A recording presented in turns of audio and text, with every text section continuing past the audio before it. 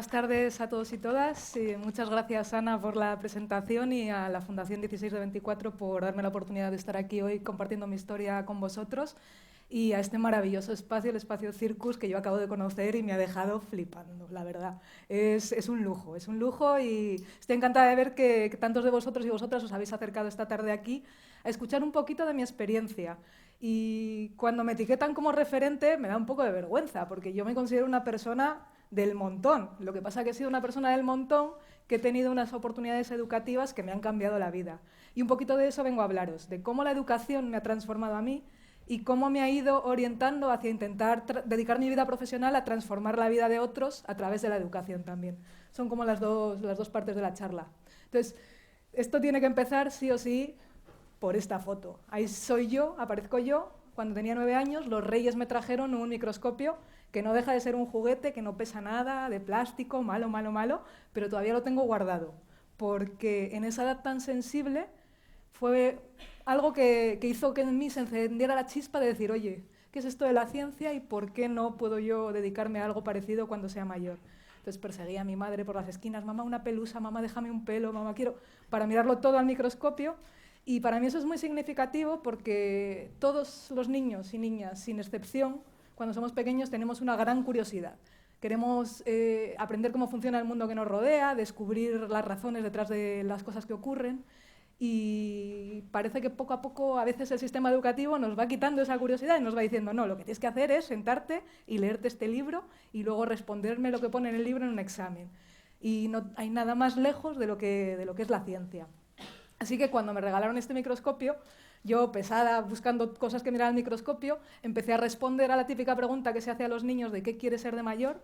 Decía, pues yo quiero ser investigadora.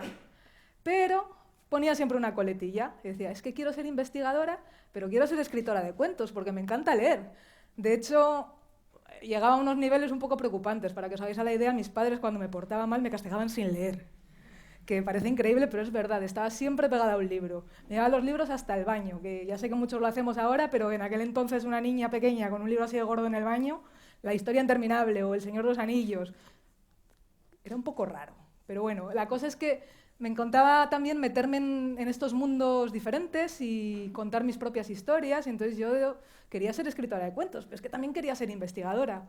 Un poco difícil de conjugar esto, pero ya iréis viendo cuando vaya avanzando la charla que al final de alguna manera he conseguido encajar todas estas piezas que parecen tan complicadas de hacer encajar entre sí, y lo que hago hoy en día junta muchas cosas de ciencia, pero también junta muchas cosas de comunicación. O sea que a veces los sueños infantiles se acaban cumpliendo, pero no con trayectorias rectilíneas. Y esto va especialmente pues, para los chicos y chicas más jóvenes que estáis en la audiencia, que muchas veces estáis súper estresados cuando llega la hora de escoger optativas en el instituto, o cuando tenéis que hacer las pruebas de acceso a la universidad y tenéis que elegir carrera y pensáis que es la decisión más importante de vuestra vida.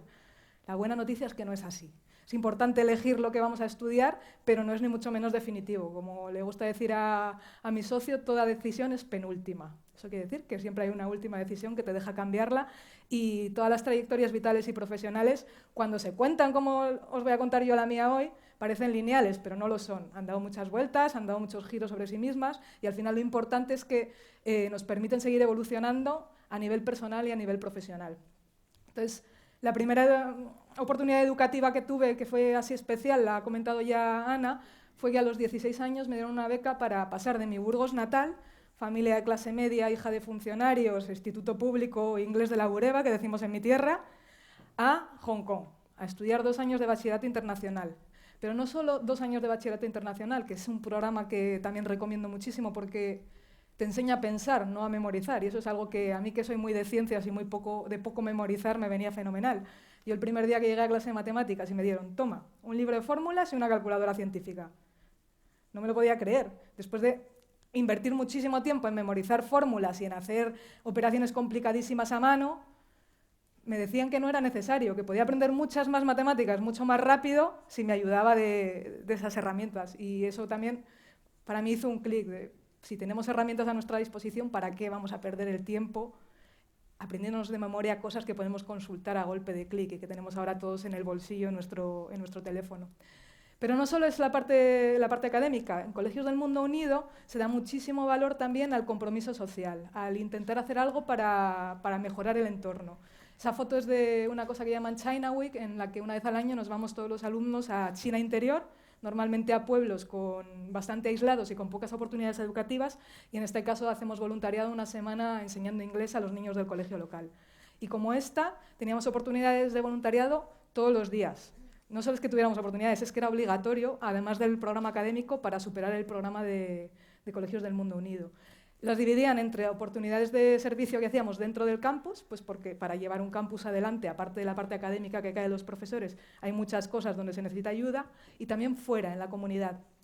Y no solo es que los profesores o los responsables organizaran actividades y nosotros nos apuntáramos, es que se nos animaba a liderar las actividades nosotros mismos. Recuerdo menores de edad, que era algo que para mí, en mi mundo protegido, en Burgos, una ciudad mediana, pues tipo Oviedo, me quedaba lejísimos. Y de repente me decían que si entraba dentro de un presupuesto que yo administraba, podía irme a India una semana a hacer voluntariado. Eso sí, tenía que entrar dentro del presupuesto y tenía que tener un fin social que luego yo tenía que justificar en una memoria.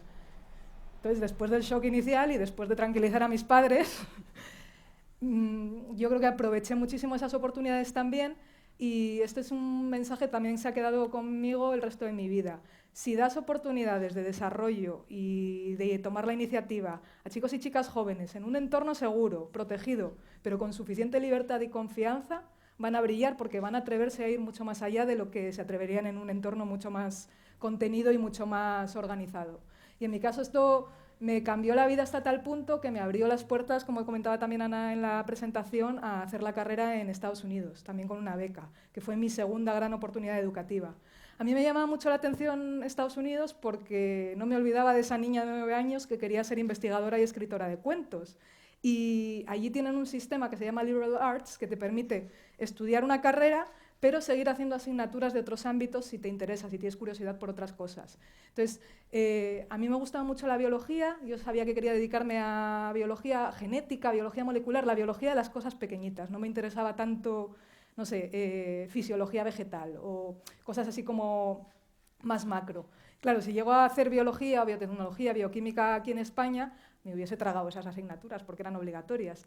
En Estados Unidos lo que hicieron fue decirme, vale, tú para ser bióloga molecular tienes que saber de química, saber de física, un poco de cálculo, y luego genética, bioquímica, un montón de asignaturas más específicas. Y con todos los créditos que se me liberaban, estudié francés, estudié portugués, estudié japonés, hice clases sobre la transición española de nivel de posgrado, o sea, un mundo de posibilidades que se me abrió, y sin dejar la investigación, que es algo que aquí estamos poco a poco mejorando a nivel universitario, pero ahí está mucho más establecido. Desde que entras a la carrera te puedes unir a un grupo de investigación e ir yendo unas horas al laboratorio y a final de curso haces un trabajo de fin de grado, pero que es un trabajo de investigación en el laboratorio, no un trabajo de bibliografía. Entonces, claro, sales después de 4 años con un conocimiento mucho más profundo que normalmente de cómo funciona un laboratorio y cómo funciona un proyecto de investigación.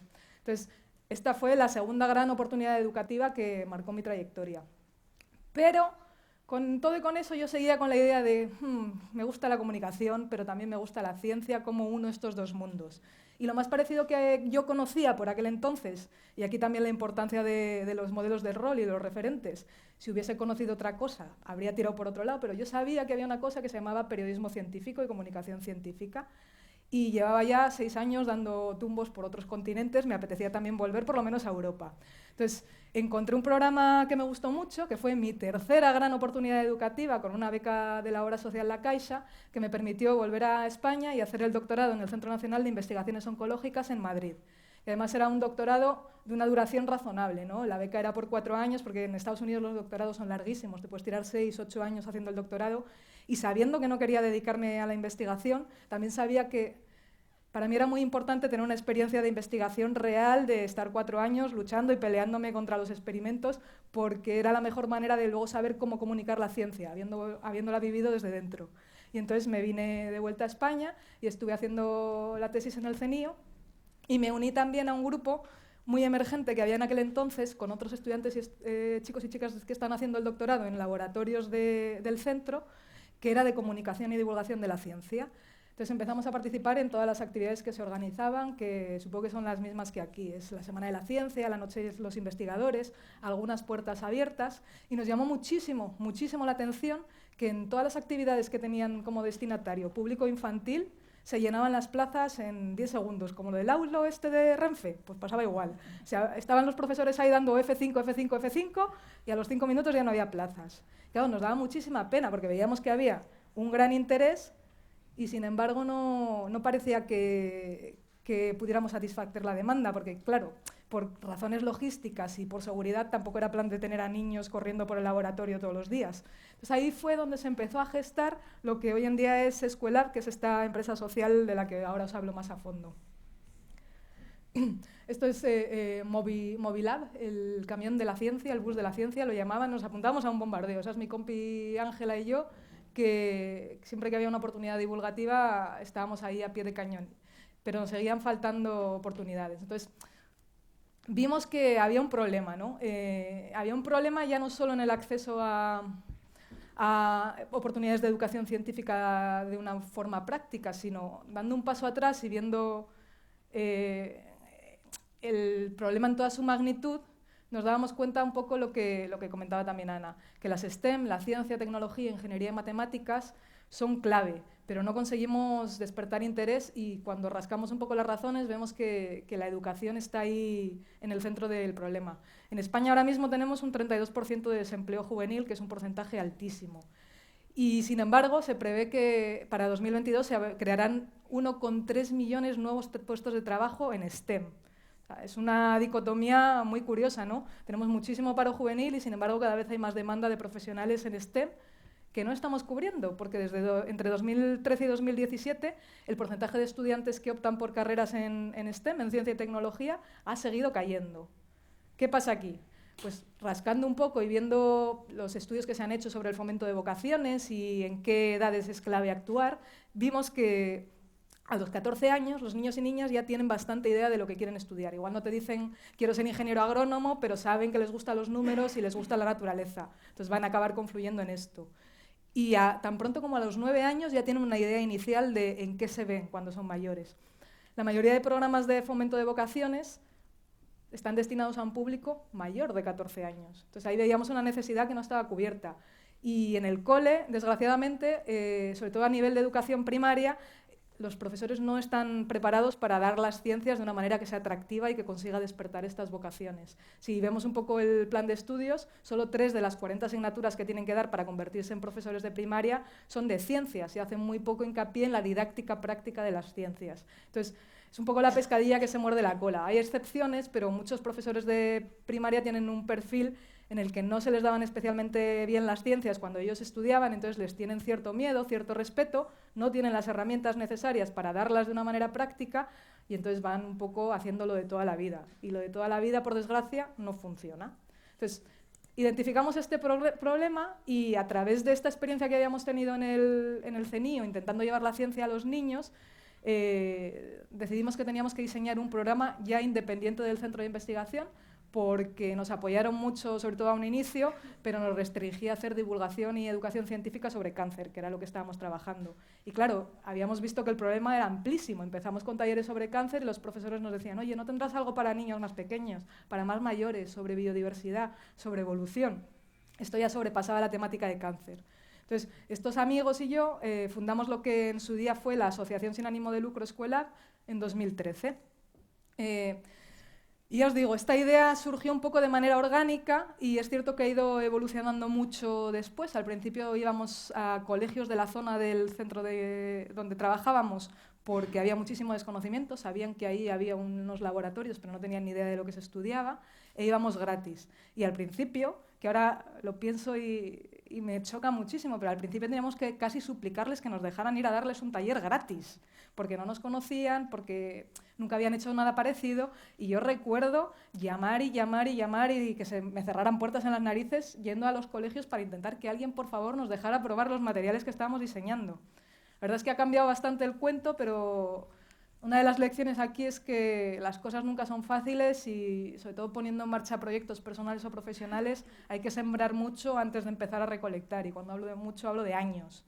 Entonces, La forma que tuve yo de canalizar esto fue manteniendo un trabajo a tiempo parcial a la vez que arrancaba School ya metiéndole más recursos, porque lo que sí que nos quedó claro desde el principio fue que intentar mantenernos en un formato voluntario y robando horas de nuestro tiempo de trabajo no era factible en cuanto nos graduásemos o alguien tuviera hijos o llegara a la primera hipoteca.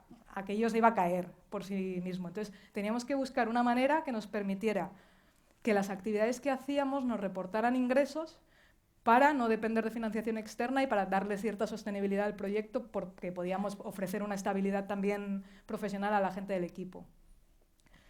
Y me gusta mucho este dibujo porque es un dibujo que me hicieron en una charla como esta, que a medida que yo iba hablando, iban pintando lo que era Escuela. Veo, es que realmente refleja muy bien la montaña rusa de todo, de experiencias, de emociones, de gente que hemos conocido, de chicos y chicas que han pasado por nuestros talleres, que supone esto de emprender. Y más si emprendes como emprendemos nosotros, con un fin social. O sea, nosotros somos, después de la Asociación Sin Ánimo de Lucro, en 2015 fundamos también una SL, porque ese es un problema más que tenemos en España, y es que no existe forma jurídica para las empresas sociales. Entonces dijimos, bueno, si las grandes empresas como Telefónica pueden tener Telefónica y Fundación Telefónica, nosotros, que no tenemos 30.000 euros para constituir una fundación, vamos a ser Escuela y Asociación Escuela, lo mismo pero en pequeñito. Y a través de la empresa empezamos a vender nuestros servicios. Nosotros hacíamos talleres de ciencia en coles, empezamos a hacer también actividades con más continuidad, campamentos extraescolares, y nos inventamos lo que en términos financieros se llama un modelo de negocio subsidiario. Para que nos entendamos, en términos de hablar por casa, es un modelo Robin Hood. El que puede paga y con lo que nos sobra de eso que paga conseguimos financiar programas para niños y niñas en riesgo de exclusión que o bien vienen de entornos socioeconómicos complicados o tienen algún tipo de discapacidad. Porque lo que siempre ha estado en el corazón del proyecto es el intentar que la ciencia llegue a todos los públicos, que todos los niños puedan desarrollar su potencial científico independientemente del entorno del que vengan.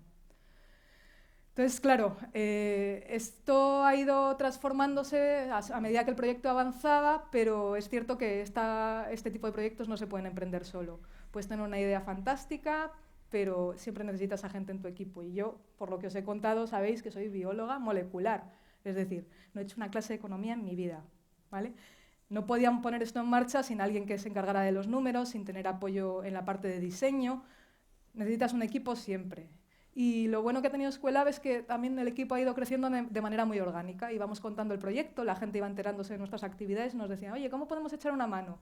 Oye, pues yo conozco a un primo mío que es que hace vídeos muy baratitos. Venga, pues os hago el primer vídeo. O mi amiga Lucía está en Italia y tiene media jornada libre, os hace la web. Así, o sea, en los proyectos así de emprendimiento grande dice la gente que siempre se empieza con las 3 Fs, que es Friends, Family and Fools, amigos, familia y locos.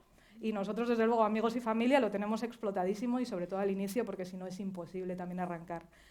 Y la verdad es que el equipo es una de las mejores cosas que tiene el proyecto. También ha ido cambiando a medida que el proyecto avanzaba. Hay gente que se va descolgando porque tiene otros intereses y gente nueva que se va sumando. Y ahora el core del equipo es mi socio Fernando, que es quien pone la cabeza pensante en términos de estrategia y la parte más financiera, más económica. Y mi mano derecha, Patricia, que es una crack, que es neurobióloga, pero también ilustradora, nos viene fenomenal para todo lo que es diseño de materiales educativos. Y Miki, que es uno de esos pocos profes de primaria que sí que sabe de ciencia y al que le gusta la ciencia. Entonces, tenemos un pie puesto en las aulas que también nos viene muy bien para todo lo que hacemos en términos de ciencia dentro del aula, que ahora os contaré también un poquito más a fondo. Y luego un equipo muy grande y fantástico de chicos y chicas apasionados por la ciencia, pero también apasionados por la educación, que son los que implementan las actividades con los niños y son clave, porque efectivamente son modelos de rol. Son científicos y, como veis, muchas científicas que les enseñan a los niños que ellos y ellas también pueden ser investigadores y que nada, ni una mala nota en matemáticas, ni el tener pocos referentes así que salgan en las noticias les puede impedir, si ellos de verdad quieren, dedicarse a la ciencia, porque desde los 3 añitos pueden hacer experimentos. Claro, esto así contado suena muy bien, pero la mala noticia es que no competimos contra otros proyectos que hacen ciencia para niños. Competimos contra todos los proyectos que hacen cosas de ocio para niños. Puede ser inglés, fútbol, multiaventura, música. es un mercado que está súper maduro y súper copado. Entonces tenemos que diferenciarnos de alguna manera. He puesto la pantalla en negro, pero ya la he arreglado. Entonces, lo que sí que podemos ofrecer, que nadie más ofrece, es este equipo multidisciplinar que os he dicho, una metodología que ya tenemos testada porque ya hemos trabajado con más de 13.000 niños, o sea que sabemos que funciona, y un impacto social que para nosotros es clave, el modelo Robin Hood que os decía, que trabaja para conseguir una educación de calidad y eliminar la pobreza, las desigualdades. Entonces, esto no lo tiene nadie más, ni en España ni fuera de España. Como os contaba, pues esta metodología que hemos creado, que está basada en la resolución de retos de base científica, no les decimos a los niños, este es el protocolo, esta es la receta que tienes que hacer para hacer un experimento, sino que les decimos, mira, tenemos 50 cojines de estos redonditos, quiero que me hagáis la torre más alta posible que dure 10 segundos de pie. Y ellos, trabajando en equipo, se ponen a ello. Y lo maravilloso de este proceso es que obviamente no les sale bien a la primera, pero del error es de donde más se aprende. Y esto para nosotros es súper clave que los niños lo aprendan. Están muy acostumbrados a, de un examen, obtener una nota y si han puesto la respuesta mal, sacan mala nota. Y nosotros creemos firmemente que de los fracasos es de donde más aprendizajes extraemos y lo vemos día a día en nuestra vida laboral. Entonces, a los niños tenemos que intentar transmitirles un poco lo mismo. Por supuesto, hay que pivotar. Es una imagen del baloncesto que se aplica mucho al mundo del emprendimiento. Cuando algo no funciona por donde esperas, tienes que buscar otro hueco. Y muchas veces los huecos se van revelando ante ti sin que tú los esperes, van viniendo solos. Y esto es lo que nos pasó con la línea de empresas. Nosotros inicialmente pensábamos que íbamos a trabajar mucho con padres y con colegios, porque eran nuestro cliente obvio. Y sin embargo nos encontramos que cada vez más empresas nos pedían actividades, o bien por la parte de responsabilidad social corporativa, porque querían hacer voluntariado con sus empleados y nuestros niños, o querían patrocinar alguna de las becas que damos para los campamentos de verano, o bien por la parte de conciliación, porque al final todos los padres y madres del mundo mundial hay días que tienen que trabajar y sus hijos no tienen cole. Y es muy habitual tirar de abuelas, pero no siempre se puede. Entonces, las empresas cada vez son más conscientes de esto, intentan ofrecer actividades que puedan compensar y buscan también actividades con un valor añadido. No quieren una guardería, quieren algo que de verdad les aporte. Entonces, esta es una de las líneas más fuertes para nosotros ahora y vino de manera totalmente inesperada. Es una de estas cosas en el camino que se va abriendo solo. Hemos recibido muchos reconocimientos. Al principio nos resultaban mucho más importantes porque en esos momentos en el que perseguíamos a los colegios para que nos dejaran dar talleres, cualquier reconocimiento externo venía bien porque no teníamos ningún tipo de historia. Pero si tengo que destacar alguno, estamos muy orgullosos del Premio Nacional de Educación que nos dieron en 2015 por promoción de la cultura científica y del Premio UNICEF, por ser un proyecto empresarial, pero que tiene a los niños y el bienestar de los niños en el centro. Esos son seguramente los dos premios que más nos definen y más definen el trabajo que estamos haciendo. Y ya a título personal, me hizo mucha ilusión cuando el Ayuntamiento de Burgos me dio el Premio Ciudad de Burgos, porque pues, una es de donde nace, ¿no? y lo llevo con mucho orgullo y me hizo muchísima ilusión. Además, el premio era una estatua así muy bonita del Cid, que tengo ahora en el despacho, y cada vez que la veo me sale una sonrisa, no puedo evitarlo. Entonces esto ha ido creciendo hasta límites que no nos podíamos imaginar. Claro, yo digo, estamos en 2020, es que esto lo empezamos hace 7 años, que parece increíble, pero en 7 años hemos trabajado ya con más de 13.500 niños, hemos desarrollado más de 300 experimentos diferentes y hemos formado a 332 profesores. Esos los tenemos muy contados y ahora os cuento por qué, porque creemos que en los profesores está la clave de conseguir más impacto todavía. Entonces, ¿por qué no pensar en grande, ¿no? Es bueno ser prudente, pero es bueno ser audaz y osado también a veces, y con un pie en la tierra mirar lejos y decir, me gustaría. A nosotros nos gustaría, por ejemplo, conseguir abrir sucursales en otros países de Latinoamérica, y el año pasado ya nos fuimos a República Dominicana a montar un laboratorio en una escuela rural y a regalarles nuestra metodología a los profesores, para que ellos pudieran implementarla con sus niños, que, increíble pero cierto, viven en un paraíso natural y dan siempre las clases de ciencia dentro del aula. Entonces, cambiar un poco este chip también en ellos y compartir con ellos todos nuestros aprendizajes ha sido el primer piloto internacional que hemos hecho. Estamos ahora recabando datos de impacto, pero vemos que, aunque luego no hayamos estado más que conectados de manera virtual, está teniendo un impacto importante. Y luego, hasta el año pasado, lo hacíamos todo en persona y cada vez nos estábamos dando más cuenta de que empleábamos mucho tiempo en cosas logísticas, ¿no? Porque al final este tipo de talleres no es como un taller de fútbol, que el monitor lleva los balones y se los lleva a su casa y esto es todo lo que necesita. Hay un montón de materiales que tenemos que comprar a los proveedores, tenemos que almacenar, tenemos que empaquetar según los talleres que se vayan a hacer y conseguir transportar al sitio donde se van a utilizar. Estamos empleando muchísimo tiempo en tareas que podría hacer cualquiera, donde no aportamos valor en realidad. Lo que aporta valor es nuestra metodología y el hecho de que ya esté probada. Entonces, con esto en mente, empezando este año, estamos lanzando una parte online para usar la tecnología como palanca para llevar esto a muchísimos más niños a través de los profesores, que al final son los que están día a día en contacto con el alumno en el aula. Esto nos abre nuevos mercados, está España, pero también está Latinoamérica, porque tenemos un lenguaje común, afortunadamente, y tendría un coste muy bajito. Calculamos que por 1,5 € por niño y mes conseguiríamos hacer esto sostenible. Necesitamos una inversión inicial de 50.000 euros, la estamos faseando porque no tenemos todavía financiación externa, entonces estamos tirando de fondos propios, pero poco a poco estamos llegando ahí y esperamos poder rentabilizar esa inversión en 20 meses desde que lancemos la plataforma. Y, por supuesto, siguiendo el modelo Robin Hood. Los coles privados que tengan dinero para pagar esto formarán a sus profesores pagando una cuota. Pero las entidades sociales, por ejemplo, que trabajen en programas de apoyo escolar con niños y niñas en riesgo de exclusión podrán acceder de manera gratuita, porque así seguimos con nuestra misión. Y estamos hablando de casi 3 millones de niños en edad de primaria en España y 43 millones en Latinoamérica, en la parte hispanohablante, sin pensar luego en que esto se puede traducir y llevar a otros idiomas. Entonces, la oportunidad de impacto es muy, muy grande.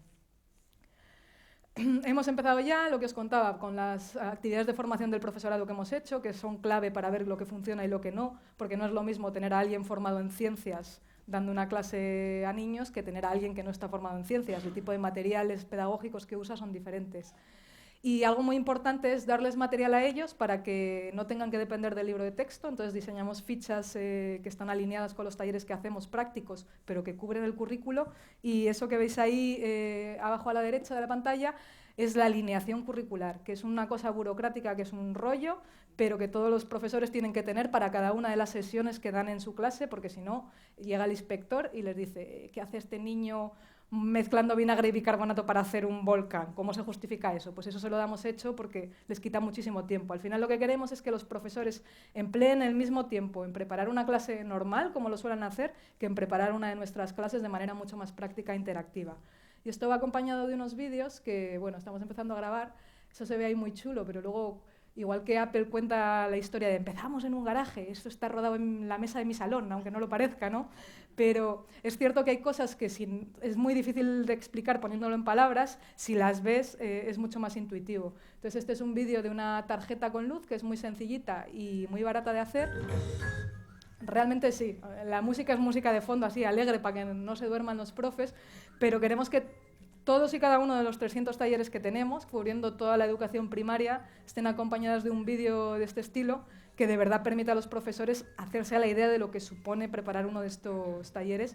Y veis que no es nada del otro mundo, y aquí también hacemos muchísimo hincapié. Se puede aprender muchísima ciencia con materiales cotidianos. De hecho, creemos que se debe aprender ciencia con materiales cotidianos, porque la ciencia está en todo lo que nos rodea, y si la explicamos de manera desconectada del mundo de los niños, a los niños no les va a interesar. Sin embargo, si les explicamos, por ejemplo, que los Pokémon que tanto les gustan están basados en distintas especies animales, se van a quedar mucho mejor con aquello de qué son los artrópodos, son insectos, las arañas no son insectos, vinculándolo siempre con su realidad inmediata. Bueno, lo dejo que termine para que veáis cómo es. Es chulo porque usa un cable de cobre plano y consigue dar luz y huye un poco de este circuito eléctrico que hemos hecho todos de pequeños con una bombilla, una pila de petaca, que es muy voluminoso, muy caro, muy manejable. Esto te lo puedes llevar luego en una carpeta o metido en un cuaderno y sin embargo estás cubriendo los mismos conceptos. Entonces, hacia allá vamos, hacia conseguir llevar nuestra metodología a todos los profesores de primaria hispanohablantes. Pero no nos quedamos ahí, porque puestos a soñar, soñemos todavía más grande. Una vez tengamos esta plataforma montada, que es un canal ideal para compartir esta metodología y compartir cosas que sabemos que funcionan empíricamente, hemos estado midiendo el impacto y sabemos que tienen un efecto, la podemos usar para compartir aprendizajes nuevos, porque constantemente estamos sacando nuevos materiales, nuevas metodologías y estamos viendo lo que funciona y lo que no. Y para esto queremos abrir un cole, esta es la fase 3, que pone 2023 en adelante, puede que nos plantemos en 2030, esto nunca se sabe, luego los tiempos siempre... Hay una broma entre científicos que dice que todas las cosas en los laboratorios te llevan pi veces el tiempo que estimas. O sea, 3 y pico veces el tiempo que estimas, y en el emprendimiento es igual. Será más tarde, pero yo estoy convencida de que podremos abrir nuestro cole en el que probemos estas metodologías, midamos el efecto de estas metodologías y luego podamos usar Internet como herramienta para diseminarlas. Porque esto es una cosa que ahora que os la cuento, y volviendo un poco a la reflexión esta de que nada es lineal, aunque luego lo contemos de manera lineal, ahora suena muy natural. Y dice, pues claro, usas la tecnología, el mundo online, para que los profes aprendan esto. Pero nos dimos de bruces contra muchas puertas intentando pensar cómo digitalizar esto, porque lo importante y lo que hace que los niños aprendan es que ellos hagan los experimentos. Entonces no queríamos convertirnos en un YouTube de vídeos de experimentos. Y no sabíamos muy bien cómo conseguir que los niños hicieran los experimentos, los hicieran de manera rigurosa, siguieran la metodología y usando la tecnología sin que se convirtieran en meros espectadores. Y al final la respuesta resultó estar en los profesores, pero eso, suena súper lógico y tiene mucho sentido. Estuvimos 2 años pensando en cómo hacíamos esto. Muchas veces la gente me pregunta cómo es esto de salir de un laboratorio y empezar a montar una empresa. ¿Cómo me dio por ahí? ¿Y para qué hice la tesis si sabía que no iba a dedicarme luego a la investigación? Y yo siempre les cuento lo mismo. No hay mejor banco de pruebas para lo que supone montar una empresa que hacer una tesis. Porque aprendes a planificar, a ser creativo, a hacer mucho con muy pocos recursos, con presupuestos exiguos, vaya, a tener visión porque tienes que tener una estrategia con todo lo que haces. A pensar de forma estratégica porque todo va paso a paso y como la líes en el primer paso vas a tener que volver a empezar. A trabajar en equipo, a reclutar y formar, porque en un laboratorio están entrando continuamente desde chavales que están haciendo el trabajo de fin de grado, estudiantes de máster, hasta nuevos doctorandos. A lidiar con la burocracia, porque no sabéis lo que es pedir un antibiótico. Pues lo mismo más o menos que rellenar los impuestos trimestrales. Más o menos pesan igual. Y luego a tomar decisiones, y decisiones que no tienen una respuesta clara, que esto es lo que ocurre en el día a día muchísimas veces. Hay ideas que son buenas, hay ideas que solo parecen buenas y hay ideas que son malas. Y normalmente tenemos muchas ideas que parecen buenas, pero no estamos seguros de si lo son. Entonces, a través del proceso de hacer una tesis y fallar muchas veces, te preparas perfectamente para empezar un proyecto como es Schoolab y fallar muchas veces, pero seguir adelante y también tener algún éxito que otro. Y al final, a mí lo que me mueve todos los días es este concepto japonés del Ikigai, ¿no? Lo que está en el centro de lo que se te da bien, lo que te gusta, lo que el mundo necesita y por lo que te pagan. Porque claro, si no te pagan por esto, y vuelvo un poco a la reflexión de una empresa social que tiene que ser tener un impacto positivo en la sociedad o en el medio ambiente, pero tiene que ser rentable porque si no muere por sí misma. Y estoy muy orgullosa de compartir con vosotros que yo me encuentro ahí en ese cuadradito rojo. Y como veis no ha sido una trayectoria lineal, ni mucho menos, y no tengo ninguna garantía de que vaya a morirme trabajando en Schoolab, porque de hecho, yo aspiro a que Schoolab ruede solo o incluso deje de ser necesario, porque si un día todos los ministerios de educación del mundo enseñan ciencia así, yo cierro Schoolab y me dedico a otra cosa. Pero sí que es cierto que me ha mantenido activa y en cuanto encontramos algo que funciona, no nos acomodamos, pero por pura inquietud nuestra, no porque no nos viniera bien de vez en cuando echar un poco el freno. Y estamos ya pensando en lo siguiente, cuál es el siguiente paso y qué podemos hacer para seguir mejorando, para meter a más niños, para tocar más palos. Entonces yo creo que con este proceso de evolución y de estar siempre saliendo un poco de la zona de confort, que es algo que a veces da miedo, pero que merece la pena, nos puede ayudar a estar siempre, por lo menos cerca de ese cuadradito rojo. A veces te encontrarás un poco fuera, pero si te mueves tampoco mucho, si pivotas otro poco, te puedes situar otra vez en el cuadrado rojo. Y puedes acabar como yo, la niña que quería ser investigadora y quería ser escritora de cuentos y que de alguna manera acabó en la portada de Forbes con un proyecto de emprendimiento social. Y no me preguntéis cómo, porque os lo juro que os lo acabo de contar y todavía no me lo creo, porque sigo siendo esa chica de Burgos, hija de funcionarios, que mañana vuelve a Burgos a pasar el fin de semana con su familia y que tiene los pies en la tierra. Entonces, el mensaje de esto es: yo no soy nadie especial, he tenido muchas oportunidades educativas que han transformado mi trayectoria, y nunca es tarde para aprender y para seguir transformando un poco la historia de vida que nos contamos, que nunca es lineal, pero siempre nos la contamos en orden. Entonces, Con esto abro para preguntas, justo hay 45. Tenéis ahí mis datos de contacto, yo suelo ser muy generosa con esto y os invito de verdad que me escribáis. Llamar igual tardo más en coger el teléfono, pero WhatsApp sí que lo miro mucho. Y las redes sociales de Escuelab, sobre todo estamos activos en Twitter y en Instagram. El LinkedIn no está ahí, también tenemos, no le hacemos mucho caso porque no nos da la vida, somos un equipo pequeñito, pero bueno, está todo ahí y lo pongo a vuestra disposición porque si algo de lo que os he contado o de lo que os pueda contar sobre Escuelab os sirve, estaré encantada. Quedaros también eso, con Colegios del Mundo Unido, Fundación Colegios del Mundo Unido para chavales de 15 y 16 años, que esto puede transformar muchas más vidas y lo hace todos los años. Y os dejo que me hagáis todas las preguntas que queráis, que además tenemos un sistema muy molón de preguntas que quiero estrenar ya.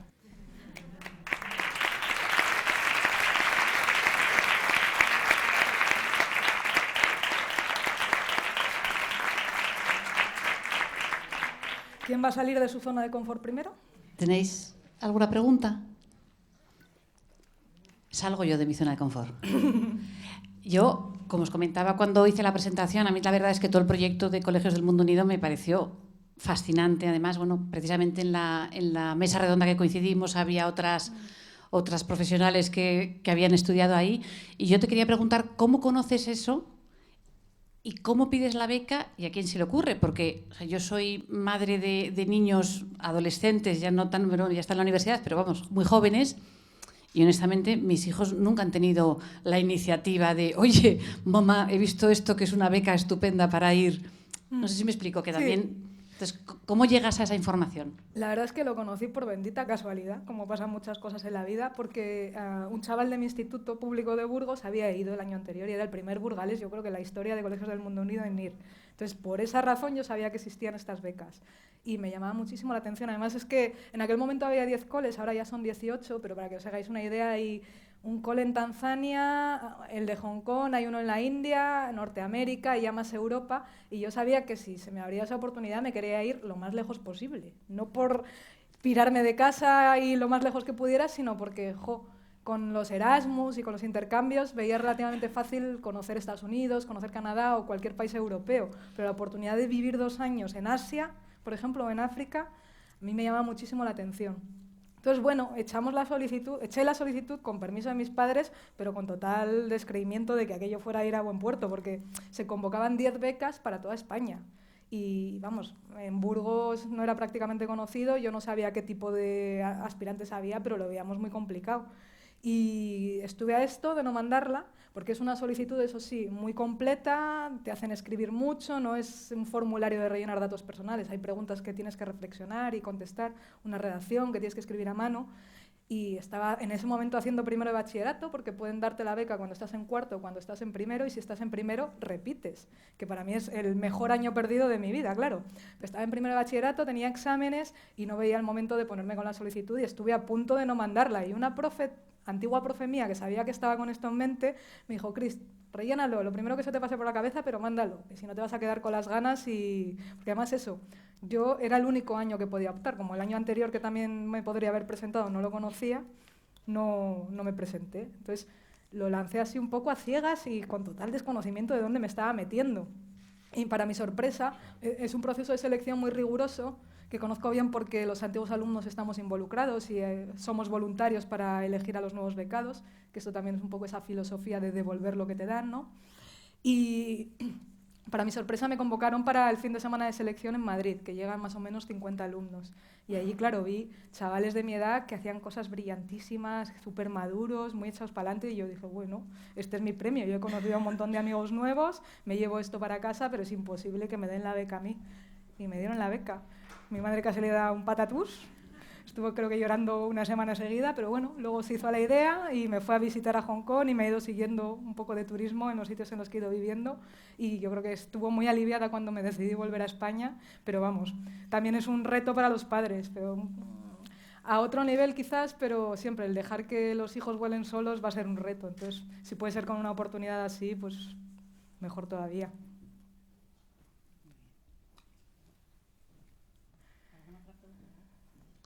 Sí, espera. ¿Le tiramos el cubo? Sí, tienes que ponértelo así no cerquita, pasa nada porque si se cae. no... Espera, te lo paso a ti. Claro, no pasa nada si se cae. Lo hemos probado. Okay. ¿Tengo que tirar algo? Pégatelo bien a la boca para... así. Vale, qué guay. Jolín, aquí de ratoncillos. Bueno, felicitarte lo primero. Yo la verdad es que soy absoluta fan de las actividades STEM y de hecho he colaborado algunas gracias a Fundación 16 de 24. Y quería preguntarte, justo esta semana conocí a la directora de una iniciativa que se llama Inspiring Girls, que es un programa que se dedica a buscar, digamos, directivas y gente que está en carreras STEM para ir a dar charlas, sobre todo a las niñas, ¿no? Entonces, una de las preguntas que le hicieron fue que por qué sesgaban y solo escogían a las niñas. Y entonces ella decía que tenían comprobado que en los eventos, si había niños, sobre todo a partir de los 7 años, las niñas como que se cohibían un poco para hacer preguntas y para participar. Entonces, mi pregunta es, ¿lo detectáis en los talleres? ¿Veis un sesgo de las niñas hacia las actividades? Vale. Primero un comentario, porque esto nos pasa mucho. También nos llaman para muchas actividades de fomento de vocaciones en niñas y yo tengo sentimientos encontrados con las actividades que segregan y solo se hacen para niñas, porque es un campo relativamente nuevo, los estudios son incipientes, pero ya hay estudios que indican que el mensaje que puede estar recibiendo la niña es que necesita ayuda extra, que eso para mí también es para cogerlo con cuidado. Y luego que soy una firme defensora de que los modelos de rol son modelos de rol para niños y para niñas, sin excepción. Entonces, me parece fantástico que pongamos modelos de rol femeninos, pero no podemos dejar a los niños fuera de esto. Esa es mi opinión personal con esto. Y luego, a nivel de los talleres, no. Funciona mucho, fíjate, nos movemos por el mundo del boca a boca. Y si a una niña que se ha apuntado a la extraescolar le encanta y ama a sus amigas, se nos llena la clase de niñas. Si ocurre al revés y es un niño y ama a sus amigos, se nos llena la clase de niños. En el mismo colegio tenemos grupos más de niñas, más de niños, más mixtos, y no hemos visto que haya ningún tipo de sesgo a las edades con las que trabajamos nosotros, que empezamos con los 3 añitos. Los pequeñitos, claro. Okay. Muy bien, gracias.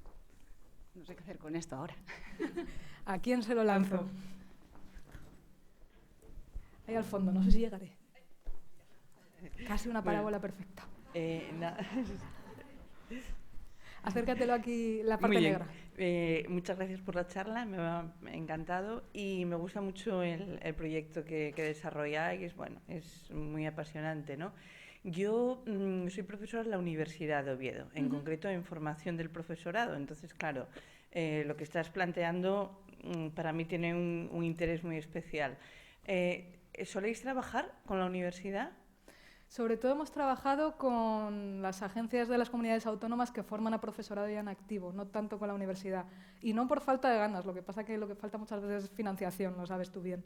Pero nos gustaría trabajar con la universidad en 2 sentidos. Uno, en meternos en didáctica de las ciencias experimentales, y yo creo que la plataforma puede ayudar a esto, porque puede dar ejemplos muy fáciles de aplicar. Y otro también en hacer estudios del impacto de la metodología rigurosos, con grupos de control y demás, algo que se escapa de nuestra capacidad ahora mismo. Pero sí, cualquier contacto con cualquier universidad es más que bienvenido, y si tenemos que traer Escuela a Oviedo, estaré encantada de que lo traigamos. Pues dalo por hecho, vamos. Te has quedado con mi contacto. Mañana te escribo. Fenomenal. Detrás tuyo, mira qué fácil. Sí, yo es que soy compañera. Soy compañera de Beatriz, también profesora en el Departamento de Ciencias de la Educación, la Facultad de Formación de Profesorado, en el área de didáctica de las ciencias experimentales. Entonces, estando totalmente de acuerdo contigo en la mayoría de las cosas que dices, quiero también romper una lanza por el profesorado, ¿no? Porque yo más que diría... desde luego la mejor estrategia es incidir en la formación del profesorado, sin duda, pero también el profesorado que nos llega, pues también es un poco, digamos, el resultado del sistema educativo tan inflexible y tan rígido, como tú has puesto el ejemplo de tu propia experiencia vivencial en tu formación académica, ¿no? Como ha sido totalmente distinto en otro país, que en España sería inviable y imposible, ¿no? Entonces nosotros reconocemos que nuestro alumnado pues no le gusta, el 85% de ellos no les gustan las ciencias, les cuesta mucho trabajo, se sienten muy inseguros, tenemos muy poquitas horas, solamente dentro de un grado de 4 años tenemos 2 asignaturas semestrales sobre didáctica de las ciencias experimentales. Entonces se nos queda todo muy corto. Desde nuestra área a nivel nacional se está intentando luchar y de la misma manera que hay una mención en inglés. música, en educación física, en muchos aspectos que son muy importantes, también debería haber una mención en enseñanza de las ciencias, como había en el sistema antiguo de la EGB, en el que el profesorado se formaba específicamente para ser profesores de ciencias. Eso ha desaparecido y quisiéramos que volviera, porque está muy bien la formación generalista, pero en algunos casos se necesita especialización, ¿no? Entonces, bueno, básicamente sí, completamente eso. de acuerdo. Sí, y desde nuestra Universidad de Oviedo, nuestra facultad, ¿verdad?, pues que encantadísimos de colaborar en todo lo posible desde el punto de vista de la investigación educativa. Sí, y lo que vemos en general con los profesores es que hay muy buena acogida y muy buena predisposición a hacer el esfuerzo y a de verdad meterse con ello una vez tienen los recursos. O sea que para nada acusamos a los profesores de no estar interesados. Luego además se encuentran, pues lo sabéis bien, con clases de 25 o 30 alumnos, con varios con necesidades educativas especiales, alguno que no habla bien el idioma. Y claro, no es lo mismo plantear uno de estos experimentos muy prácticos, muy interactivos, con 15 alumnos que con 25 o 30 de este perfil. Pero sí que es cierto que los mimbres son los que tenemos, el sistema, la legislación y demás son los que tenemos, pero se puede jugar un poco con eso. Entonces, en muchos centros públicos en los que trabajamos, por ejemplo, utilizan las horas de desdoble o los profesores en prácticas para hacer este tipo de actividades que requieren de más apoyo y lo van consiguiendo colocar con los recursos escasísimos que tienen, pero con esa voluntad y esa predisposición que tienen la mayoría de los profes, la verdad.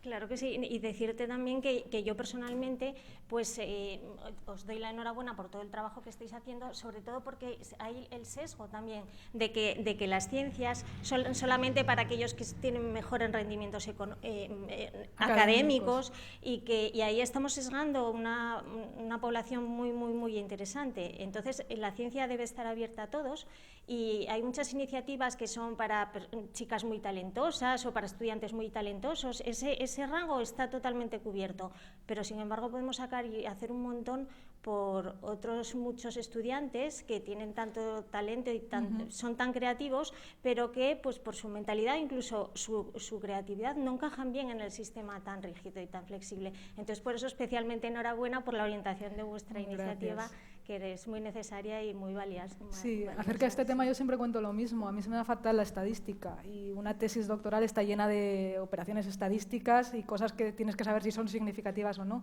Pero no hace falta que se te dé todo bien para ser científico. Tienes un equipo de bioinformáticos y de gente experta que te ayuda con eso. Entonces, también perder el estigma este de que el científico es el ser súper poderoso, súper natural, que todo lo sabe, que nunca se equivoca, porque somos personas normales y corrientes. Y efectivamente la ciencia, como cualquier otro ámbito, se beneficia muchísimo de la diversidad, porque es lo que contribuye a que haya avances cada vez más grandes.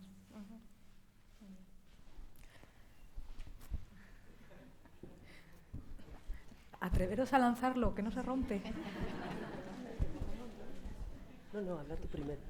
Bueno, pues yo quería darte la enhorabuena porque bueno, me ha encantado la charla. Yo soy científica investigadora también en química y estoy en la Universidad de Oviedo y entonces, bueno, pues por romper un poco también una lanza por la educación y también por las mujeres, hay un montón de chicas en la universidad hoy en día.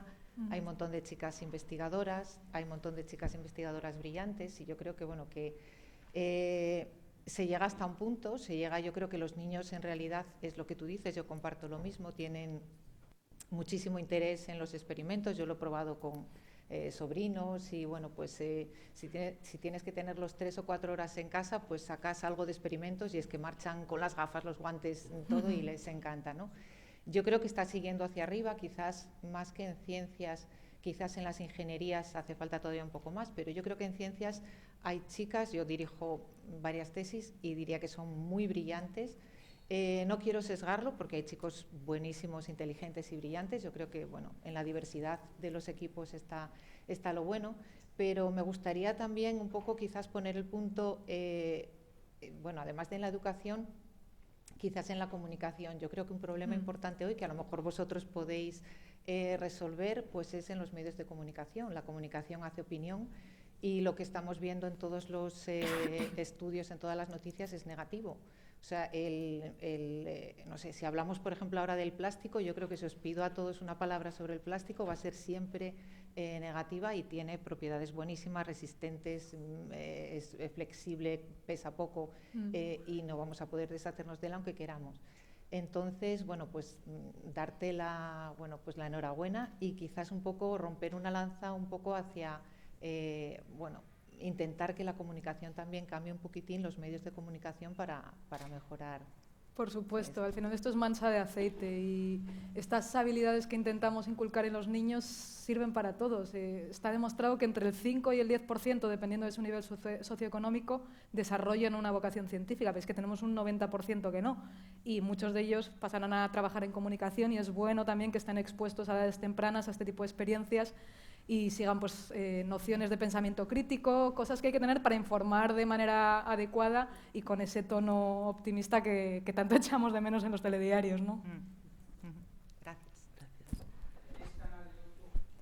Tenemos un canal de YouTube, pero no le damos mucha salida, porque de todas las cosas que podemos hacer, el vídeo es la más cara y la que más tiempo lleva. Entonces, lo tenemos, si no lo encuentras, somos Escuela Madrid como usuario, si no lo encuentras, mándame un mail y te mando el link.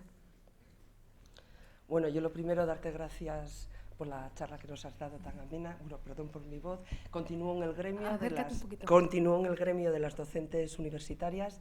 Yo soy física, del Departamento de Física de la Universidad y colaboro, os doy clases en el máster de formación del profesorado que tenéis. Entonces, una cosa que a mí me gustaría comentar, como docente que soy, y también como madre de mis hijos que cursaron en un instituto público los estudios de la ESO y del bachillerato, que quizás la pobre formación que tienen, como comentaban por aquí, los alumnos que vienen con pobre formación en ciencias, es también porque a veces el profesorado carece de, por ejemplo, física, la asignatura de física, es muy raro que la imparta un físico o una física. Entonces, los niños se desaniman porque no les saben transmitir. Es como si yo tuviese que dar unas clases de biología. Yo creo que no lo voy a transmitir igual que tú, porque no es en lo que yo me he formado, lo que a mí me gusta, por lo que siento pasión. Y que también pienso que es un poco de vagancia, bueno, no sé si es la palabra más adecuada. Yo ahora comodidad por parte del profesorado. Yo ahora estoy en la asignatura que imparto en el máster de formación del profesorado. Me he pasado esta semana buscando material para hacer eso que muestras tú ahí, pero para profesores que den esas clases en los institutos. Entonces, ahora que tenemos la Internet, donde tenemos tantos libros, tantos vídeos, pues que sería que hay que trabajar, que nuestro sistema educativo es bueno. Yo conozco un poco bastante el sistema educativo inglés, el nuestro es muy bueno, pero luego los rendimientos, ¿qué es lo que pasa? ¿Qué es lo que pasa? El caso de los profes de secundaria es diferente del de primaria porque casi todos son especialistas. Igual tienes a un ingeniero dando físicas, sí, puede ser lo más habitual, pero que tiene un año de máster de formación del profesorado y ahí muchas veces no falla el conocimiento de base, falla la parte didáctica, el cómo enseñar esto y cómo transmitirlo, porque a ti que te apasiona, porque es lo que has estudiado, te resulta interesantísimo, pero no tiene por qué interesar a tus alumnos de la misma manera. Entonces, yo creo que ahí también está la parte de encontrar un equilibrio entre la parte didáctica y el enseñar a enseñar y la parte de contenidos y el controlar una materia, que debería revisitarse tanto en primaria como en secundaria, en mi opinión.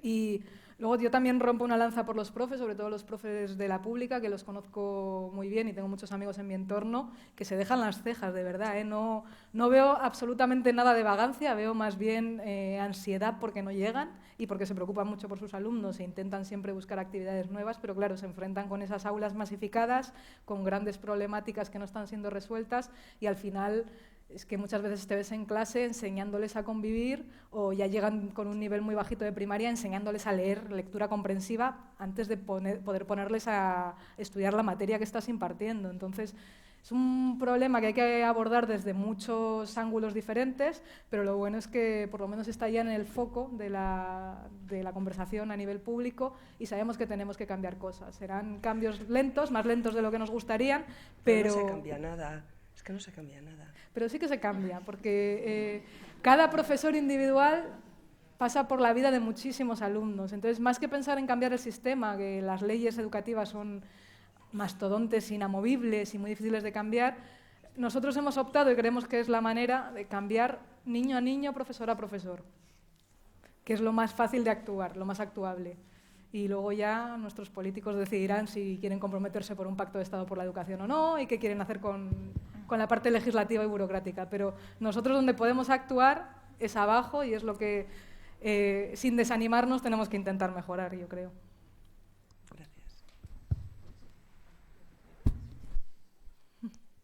Bueno, como todos y todas dijimos, muchas gracias por todo lo que nos acabas de aportar y de abrir la mirada, ¿no? Esa forma de mirar el mundo.